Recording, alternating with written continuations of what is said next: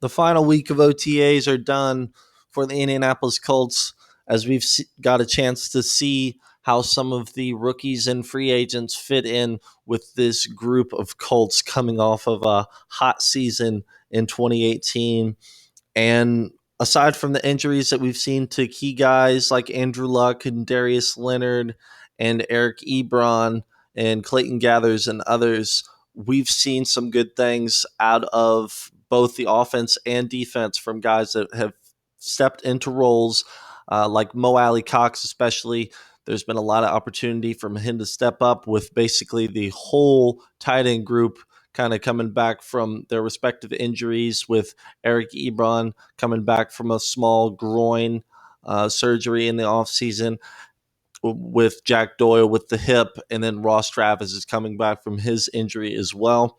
So we've seen a lot from him. We've seen a lot from the rookies that I'm really going to talk about today and focus on them, because that's what I led into the OTAs, talking about how would the rookies perform. And now with the OTAs being complete, I think it's a good time to take a little bit of review in the past couple weeks here in OTAs and see what the rookies did and what maybe we can see from the rookies moving into mini camp, and then later on down the road in training camp after the month and a half break this summer. But we've seen a lot of news coming out, that this is a good time of year right before that break. Like I mentioned, there's a lot of things being placed here within the Indianapolis Colts, and we're seeing this system come into fruition here under the second-year coach Frank Reich. He's had a chance right now. Andrew Luck is still not healthy, but Andrew Luck. I'll get into it a little bit later. Frank Reich mentioned that if this were the regular season, that Andrew Luck would be healthy. So he's got a healthy Andrew Luck coming in for his second year, and that's something that Colts fans and him should just come with a little bit of more calm this offseason, as there's not so much of a question mark on Andrew Luck's shoulder coming into this year.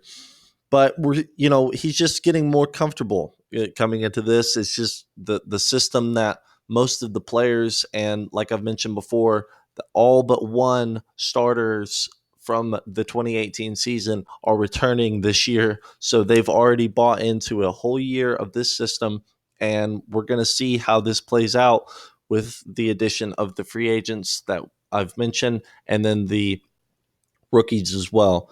So I think that, looking at what Nick Sirianni says, now that they've already been through this for a year, this is just like a review for them. So, I mean, like I just said, these guys have already bought into a year, and it was obvious that after the 1-5 start that they really bought into Frank Reich and Nick Sirianni and Matt Eberflus's systems, and they just came together as a unit and were playing great football towards the latter part of the year. So I'm really looking for that to continue this year, as Nick Sirianni and Frank Reich both have really mentioned the emphasis on the fundamentals that are so important for this team. So I look for all of that to continue this year, and the continued emphasis to be there from all three of your coaches, as well as all the other assistant coaches as well too. Everything is just so close to detail and so finely tuned that I think that coming into this year, that a Super Bowl run is for sure within grasp. But I wanted to know, first thing here in the podcast, how the rookies did. I think that the rookies overall performed really well, considering all things, and how how they lined up with the other Colts personnel, and how it's all going to work out this year with playing time and everything like that. I'm going to start with Paris Campbell, the guy that I've said a lot that is my favorite pick in the draft from Ballard, just on him as a person and the value that he got from the 59th pick from getting Paris Campbell. Just unbelievable. And we've seen a lot from him in OTAs. Really, he's just been all over the field when he gets a chance to come in there. Like I've said before, we've seen when they're healthy, when everybody's there, Ty, Funchess, and Chester Rogers being the top three kind of guys there. And we've also seen Paris Campbell mix in with the first team reps as well with some situational football, as he did so well at Ohio State. And just because that Chester Rogers is in there now, he's always been um, kind of a training camp warrior, and then he goes into the season and he's not lived up to the hype, and that's kind of been the reoccurring theme I've thought for the past couple seasons. So Paris Campbell, it's really great that he's taken first team reps right now. It's giving him some valuable experience coming in. I wish that the football was coming from Andrew Luck and not Jacoby Brissett, but I understand the importance of keeping everyone healthy and being overcautious when it comes to Andrew Luck's health. And the other thing I wanted to mention was just his track speed. I've talked about it so much since he was drafted. The 4.31 speed, and he was about a 10.3, 10.4 100-meter dash runner at his time when he was running track. So just he's got unbelievable foot speed, and just you can see it transition onto the field. And the Colts use him a lot situationally, like I just mentioned, and that include, we saw from OTAs like jet sweeps and screens and just short little passes. That's the way, when you look at his film coming out of college, that was how he got so much of his stats, really. They gave it to him on short little passes, and he's a yards after the catch receiver because of his speed and just his ability to find holes in defense. And that's kind of what we've seen out of the OTAs when they're doing their full team drills, and especially kind of in the red zone too. Frank Reich likes to get a little tricky sometimes and run some plays that'll throw the defense off, and I think that Paris Campbell has all the potential to do that. And we saw that the majority of like his deeper routes and his deeper connections that he had, at least, were towards the middle of the field. There was one in particular when he was running in man coverage with Rock on him, and it was thrown kind of a deep crosser / post over the middle, and he beat Rock in coverage and just outraced him. And it was not bad coverage by Rock in that situation, but Paris Campbell just has that ability, and we saw it over the middle right there, to be pretty explosive. And we also saw him take reps as a punt returner. The Chester Rogers is still the number one punt returner, if you will, on the depth chart. But if you get a guy like Paris Campbell to come in and um, and take that from him, then a guy that is on the bubble like Chester Rogers will have a chance to step in and be the punt returner. And guys like Chester Rogers, if the Colts are inclining that he would be kind of on the bubble there, that would be another reason that Paris Campbell could step in and be a special teams guy for you as well, which is important. Another rookie I wanted to mention was Ben Banigou. We saw him take, pretty much like probably 95% of his reps in the OTA as an edge rusher. And this is something that he did a lot in college, but he has the versatility to kind of be that hybrid linebacker Sam kind of guy, what they were talking so much about when he was drafted. And when he was drafted, and you saw him have the potential to play linebacker, and a linebacker position at Sam that you didn't see at all from the Colts in 2018. It was a little weird. And then the very next, round, you go out and get Okereke. So it's like, okay, what are they trying to do? Well, maybe they're having more of an idea that he's going to be more of that pass rusher now. And it looks like he's doing a pretty good job of it in OTAs. And he has a good chance right now because he's getting a lot of reps right now with Jabal Sheard out with the injury. So you're seeing the stuff from Justin Houston, and this is a guy that is really, he's already got a presence, and Frank Reich has talked about it, that he's a veteran, he's a leader, and he's a man ready to work. And Ben Banigou is on the other side of that line getting a lot of reps. And when I look at this, it makes more sense for the linebacker group that he would be there. But you look at your depth you look at all the depth at edge right now with what you've brought in, and the Colts really didn't draft an edge. That was one position that we thought was going to be for sure a position that they would focus on, would be the edge rusher. Kind of what we thought with Montez Sweat after the first day. We thought the Colts would grab him. Well, no, they trade back, and inevitably they draft Ben Banigou. Well, now it looks like he's going to be stepping into that edge room. And when I see this, that's not really great news for guys like Kamoko Toure, guy that is already behind the depth chart on with Al-Qanim Muhammad, and a guy that I've liked in spurts last season, and another Ballard guy, and certainly that they're not going to forget about as you look at the edge rushers and their percentage of snaps. Like I've said, that Houston will only play about 60% of the snaps. So there's a potential for a lot of guys to play, and the deeper the room, the better, as guys get nicked up all the time. But this potential for Banigou to be this edge rusher, it intrigues me, and we're going to see how it plays out. And I still think he has a potential to play that Sam kind of role, but right now he's lining up a lot at edge, and we've seen him lined up with first team in critical late practice reps in the red zone, that when they were doing red zone drills earlier this week. So this guy, they've already got a lot of praise on, and a guy that has already shown that he could be a presence in there, and is probably learning from the veterans that are already in that room. So I like the room that they're building there in the defense, and Ben Banigou is doing a lot with edge coming into minicamp here after OTAs.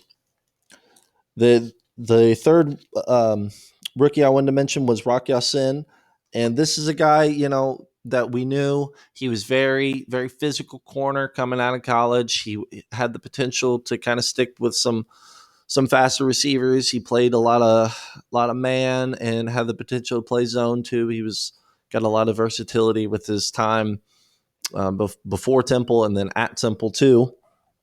But this was the conversation coming into the draft that I had a lot with how the Colts would deal with the cornerback position. And I mentioned a lot early the potential for the Colts to grab Byron Murphy with the 26th. And the more I thought about it, I was like, you know what? No, they already got Kenny Moore and Quincy Wilson. Then they just signed Pierre Desir back through a 3-year deal. So, and they have Nate Harrison too, who's another Ballard guy. How would a corner kind of fit into there? As we've seen this corner group really go from nothing a couple of years ago to now they're really coming together here. So now Rock is your fifth. He's now bringing 5 respectable corners into the Colts locker room, and all 5 who they're going to keep, of course. But right now, he's not that third nickel corner right now. That's Quincy Wilson. And Quincy Wilson has really come along. He's really matured. And last year, especially at the later part of the season, he stepped up. And, this is not necessarily bad for Rock, because I think he's a good player and he hasn't really done anything wrong necessarily here in OTAs.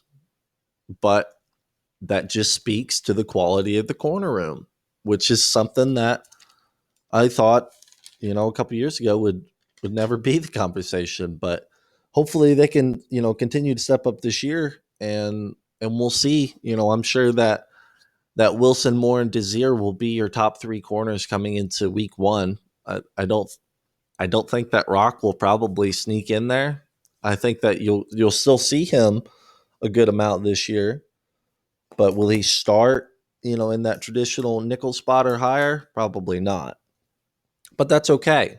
We'll see how he comes along. And, we saw him, get 2 to 3 interceptions in OTAs from Brissett. So making some plays, some bad throws by Brissett on the other end, but making some plays and showing out why the Colts drafted him so high. So I like Rock, and I think that you see the Colts corner group right now, and it's going to be interesting how it plays out with over the next couple months, and especially training camp later this summer.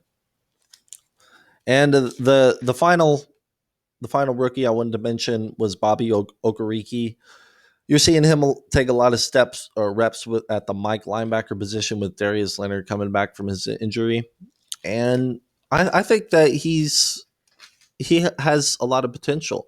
And you're seeing a lot of that kind of disappear, the talk about him, because the talk right now with him is the sexual assault charge from 2016 that he's kind of facing right now. And this is something that the Colts knew about before drafting him. So, that's that conversation of Chris Ballard taking, only guys that were on the Boy Scout 4.0 grade point average. This guy also had an interview, an internship with Condoleezza Rice, and was an exceptional student at Stanford. So we can't say anything bad about him until he's found guilty. And we've seen, unfortunately, a lot of situations like this in the NFL and sports alike.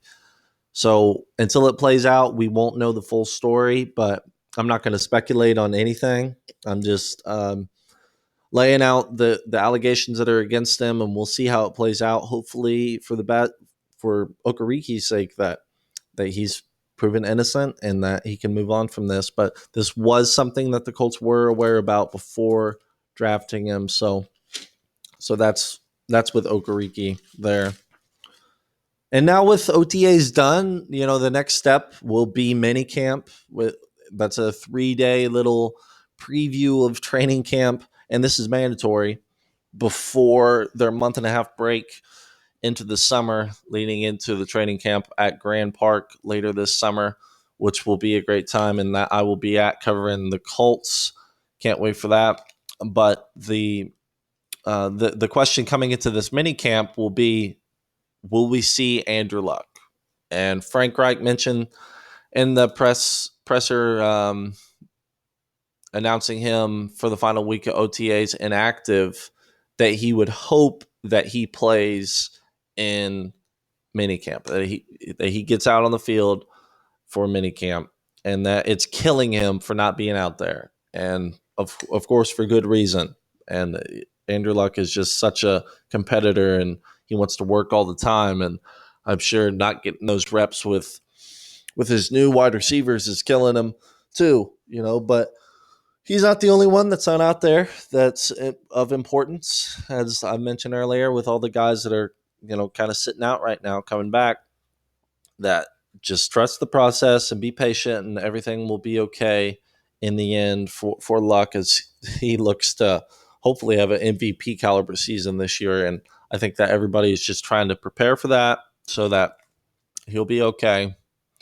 And, Reich, like I mentioned earlier, he mentioned in a press conference that he would be playing if it were the regular season. So they're just being so cautious right now. And, there really is no reason to risk it in all honesty. It's just, you want to see him get these reps. But if he's not 100%, you don't want your quarterback out there in some stupid OTA session when he could get hurt, potentially longer. So I don't like that, but we'll see if he comes back in this mini camp. And, if not a big deal. He's been out for so long anyway. It's just like, okay, if you cut him out, that's fine. He'll come into training camp healthy and there'll be no concerns. So, what's 3 days going to do? So it's not going to be the end of the world if he doesn't come back, but you would like to see number 12 on the field just for that sake. So, who will shine in minicamp? Who's going to step up and make some plays? We've already seen in OTAs, that atmosphere, some fieriness with with Funchess and Brissett in week 2, jawing back and forth with each other. Nothing. We haven't seen any of that in the final week here, but this is going to be interesting. Who's going to step up, and hopefully we could see that luck to Funchess and luck to Paris Campbell a little bit. That's what I'm really hoping to see. So that's really what I'm looking for as we move into minicamp following OTAs. Another thing I wanted to mention was that the 3 Colts were recognized to the all under 25 team by NFL.com, and I don't put a lot of emphasis on these little awards that they hand out like these because they just make them all the time. But this is something I wanted to just kind of touch on a little bit. And the first 2 of the Colts that under 25 that are on this team are little no brainers. They were your first team All Pros. Darius Leonard led the NFL in tackles. First team All Pro, Defensive Rookie of the Year. The accolades go on for miles, which is just unbelievable because he's only a rookie. Second one, Quentin Nelson. The man allowed 3 sacks all year. First team All Pro, Pro Bowler in his first year, and the nastiest lineman to come out of the draft in God knows how long, at least 25 years. So those 2 guys you already knew would be on there, and if they weren't on there, then that list wouldn't be legitimate because they've just got accolades on accolades. The third guy, it makes me so happy that he's on this list because even Chris Ballard made a note of this a couple months ago that he loves Quentin, and Quentin knows that he loves him.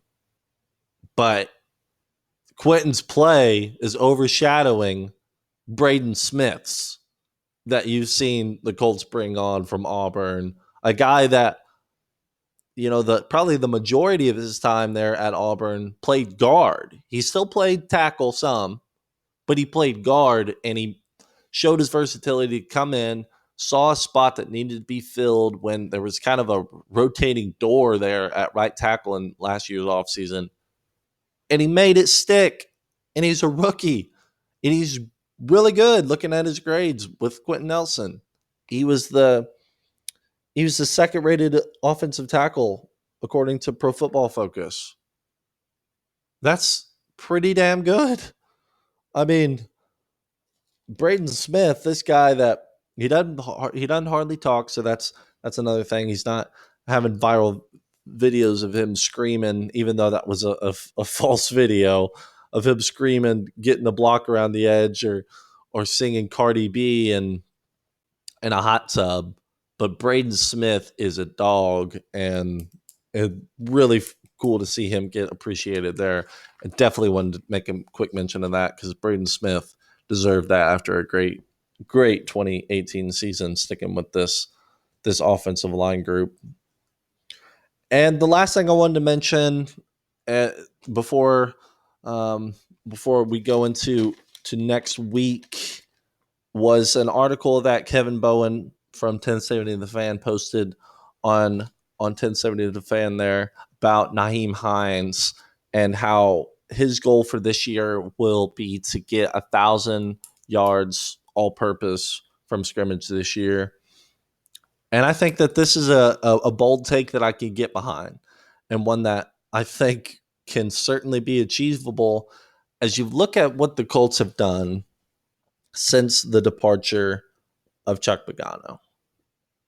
Chuck Pagano's offense and their offense that they ran under Chuck Pagano, it was at times just a long plays took a long time to develop. Andrew Luck was getting hit a lot of play action, with TY going on deep routes and deep, chunk play routes all the time. And that left the Colts in some tough situational football at times with third and longs, and Andrew Luck getting sacked a lot. He led he was the most sacked in the NFL a couple of years ago.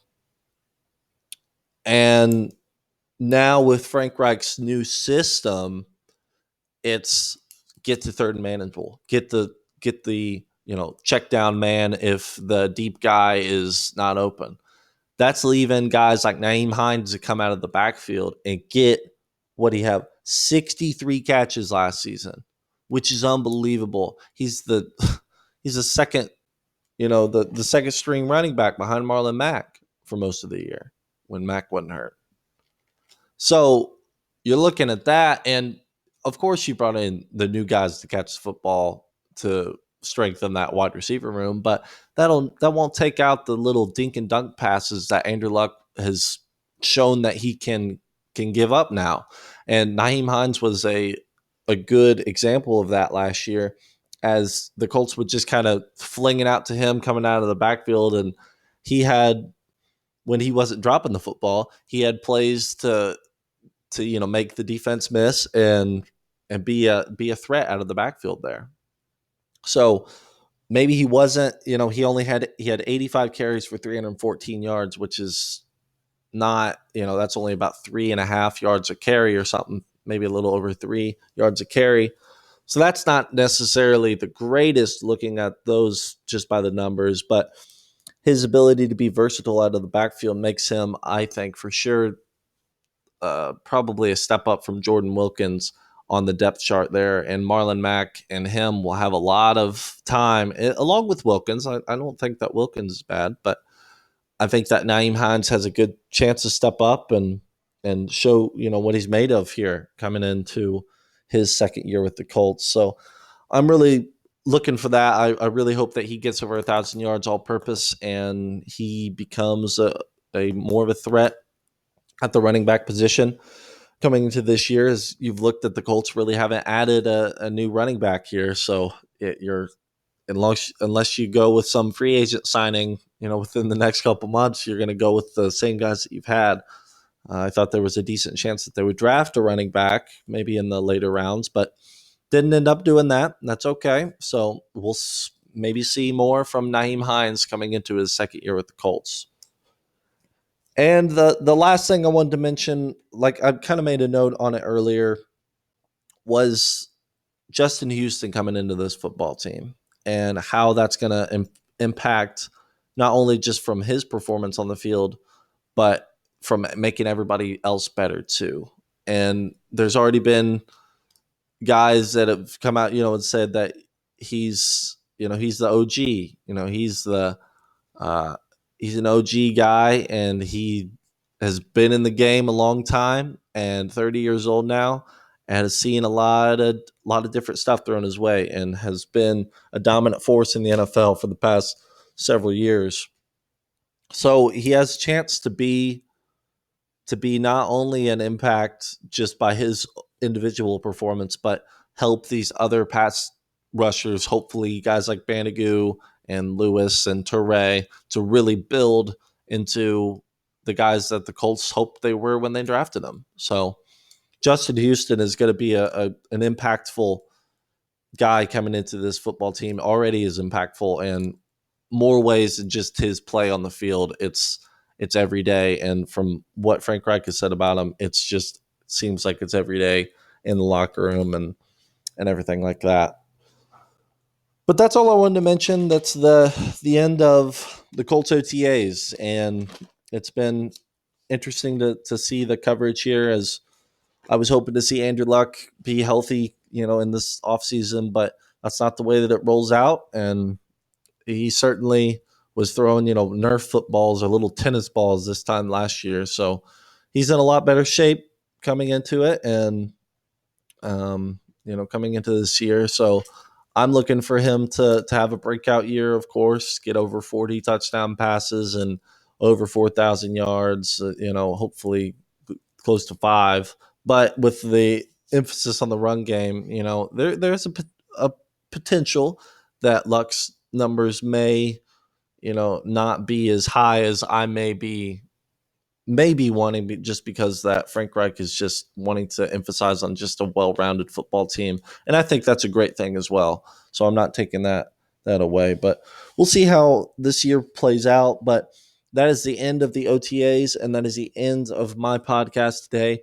Thank you for listening. And if you did like it today, make sure you hit the like button, leave a comment down below, and subscribe if you haven't. That really helps me build my channel as I look to continue to grow this as we move on to the 2019 season and on to training camp, where I will be at Grand Park covering the Colts there. And can't wait for that. Can't wait for this summer to see what happens. But we're about to come into a dead time in the NFL, so news will be a little sparingly. So I will be coming out with podcasts still weekly, and hopefully you guys will listen to me for the remaining of the summer as we move into the 2019 season. And I really have some fun things planned for this podcast, and I can't wait for the games to start. But thank you for listening, and I appreciate it. Have a good weekend, and I will be talking to you guys next week. Thanks so much for listening.